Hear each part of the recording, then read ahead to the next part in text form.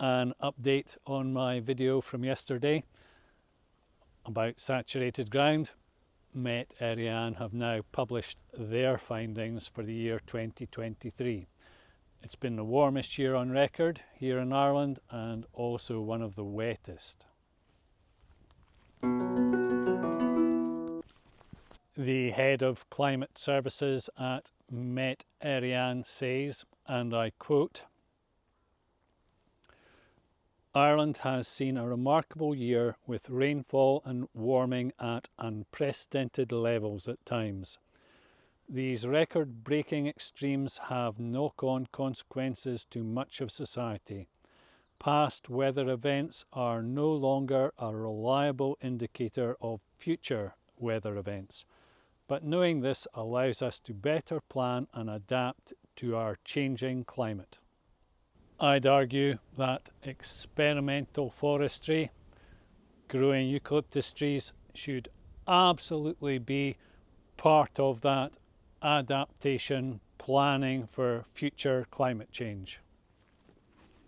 The inset picture was one I took yesterday.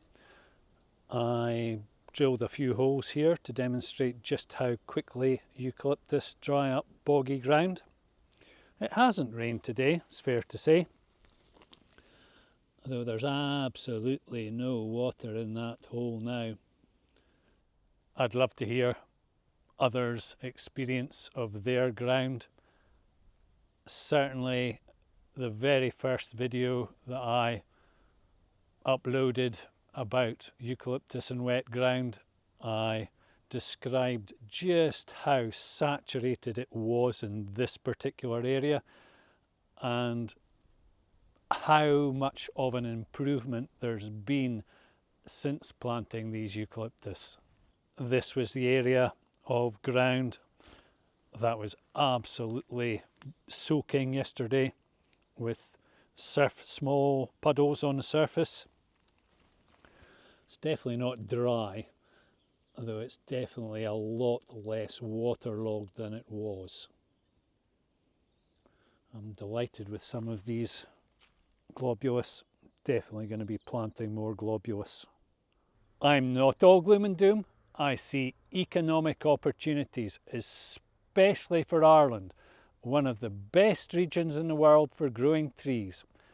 I mentioned in yesterday's video Eucalyptus regnans, common name Tasmanian oak. That gives you some indication of the quality of wood you're likely to harvest from them.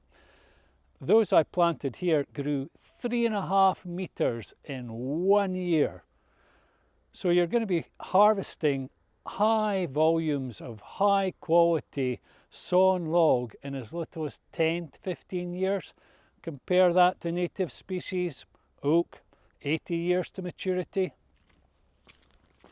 They've just built a 150 metre tall wind turbine in Sweden, and the column for that wind turbine has been manufactured from wood.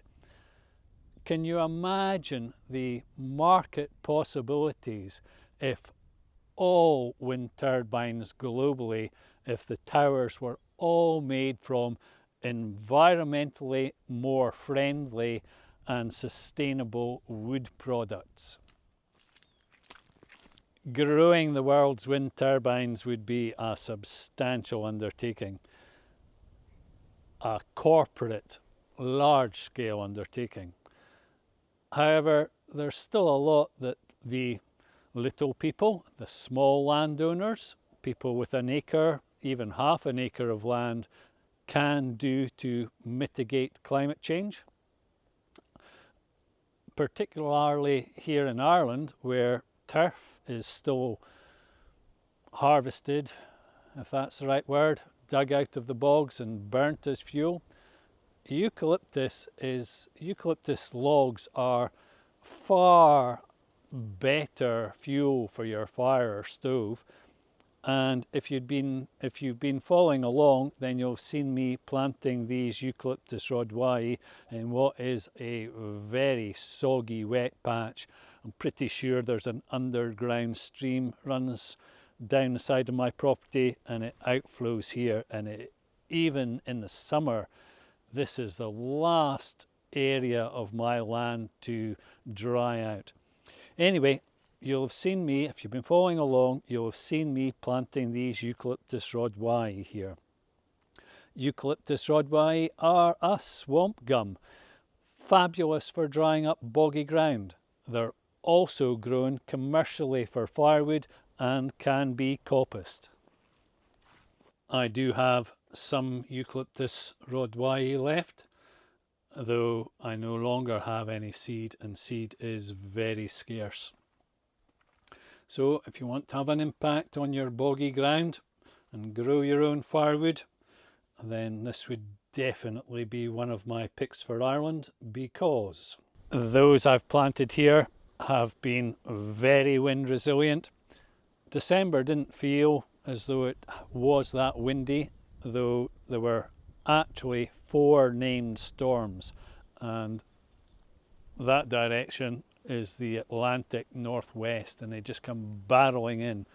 There's virtually no protection for these planted on an exposed bank, and yet these are thriving.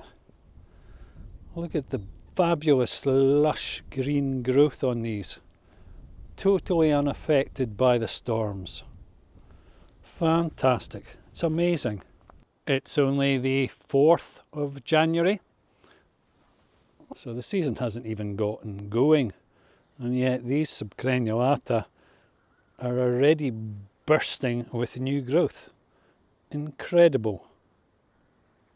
A friend from Scotland was complaining that their hedge was blown over during one of the December gales, and I suggested planting a living fence, Eucalyptus parvula, which I also have stock of. Anyway, these subcrenulata I planted 2.5 years ago, and when I planted them I was aware that they would be exposed to the gales. I didn't have the same amount of cover to the west, so I put in some posts and some wind screening netting. The first storm, gale, came along, blew over the netting and the posts, so I just removed them. They were useless, left the subcrenulata to fend for themselves, and look at them. Dead straight, healthy, vigorous. Thanks a mil for watching. Good luck.